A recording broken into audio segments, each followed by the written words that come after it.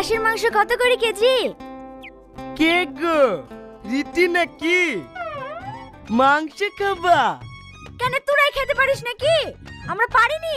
ও ভাই, মাংস কত করে কেজি গো? 700 টাকা। তোর পেটে সহ্য হবে না। ওইদিকে ডাকা 10 টাকা সব পচা পুচি বিক্রি করছে। ওই 200 কিনলে বাড়ি যা। এই জানোয়ার, তোদের মতো কিপটি নাকি যে পচা ফুটি খাবো? এদের হাত তো শুনি দেখ, এক্ষুনি খাসির মাংস দিয়ে ভাত খেয়ে আসনু।